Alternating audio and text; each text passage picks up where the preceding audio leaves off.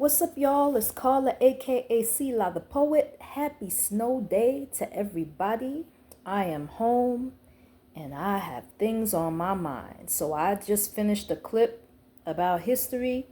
Now I'm going to talk about propaganda and I'm going to talk about brainwashing. So, propaganda is a communication used to influence or persuade an audience to further an agenda, which may be unobjective and selectively presenting facts to encourage a particular perception.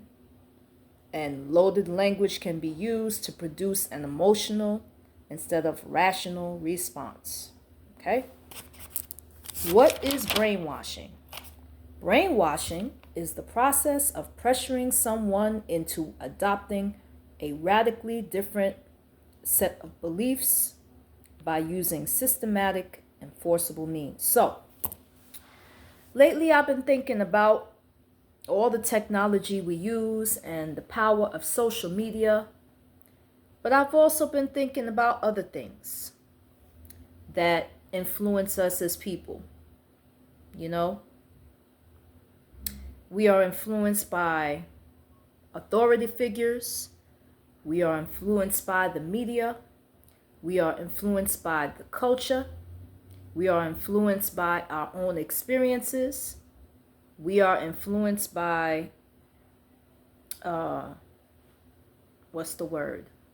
We are influenced by social influence as well, like the people that we hang around.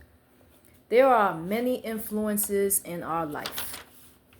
And because I was talking about history before and how, people were reading Mein Kampf, which was a book written by Adolf Hitler, right? And that book influenced people to join the Nazi Party. I've just been thinking about how we as people are influenced, not in that scale per se, but in our own daily lives. I've been thinking about people that are white supremacists, people that are MAGA, and how they are influenced, by racist viewpoints and, politics that are unethical,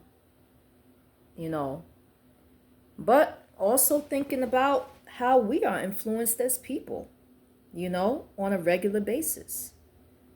So, growing up, I've had to think about how I was socialized, There are things that I learned growing up that I've now had to unlearn. There were unhealthy patterns and unhealthy ways of communicating and, things that were not good that I've had to unlearn. There were mindsets that I was exposed to growing up that I had to analyze, break apart, and also unlearn. I have spoken about me being Afro-Latino in other clips, and one of the ideas that I heard verbalized growing up is the idea of el pelo malo, right? How a certain texture and a certain type of hair, right, is nappy or pelo malo, right? I had to get away from the idea that straight hair and long hair and a certain texture of hair is the only hair that's good. I had to get away and, I had to, what's the word? Reset my mind to believe that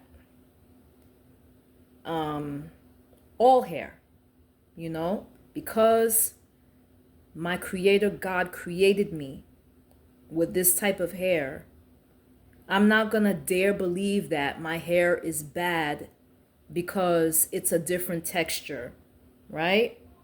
That it doesn't have as much length as somebody else's, and that it doesn't look a certain way, or it doesn't look European per se. I had to get away from that. Okay. I also, as a strong feminist, had to get away from some ideas that were anti humanity. You know, when I was an angry feminist back in the day, before I started going to therapy, there was this idea in some feminist circles that men should be completely removed from society, right? That, men need to be removed from power. They need to be removed from all places of government, removed from the presidency. And there were some people that were of the idea that women, should just only be lesbians, or should have their own towns and compounds, and just to live completely separate. I had to rethink all of that.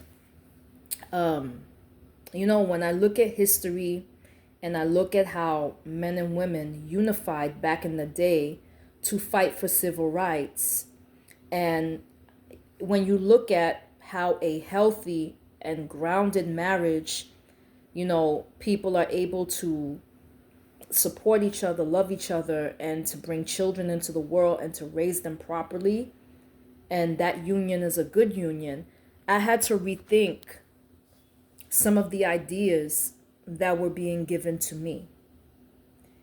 And so I think that people, they underestimate how powerful the media can be, how powerful influences outside of ourselves can be. People don't realize just how deep the rabbit hole goes. And it makes me think, our thoughts, are they really free? Are we really free in our thinking? Because we have all these different ideas that were passed down to us, so many different influences, so many different social programmings. Are we really free in thought, or are we mentally enslaved or mentally imprisoned?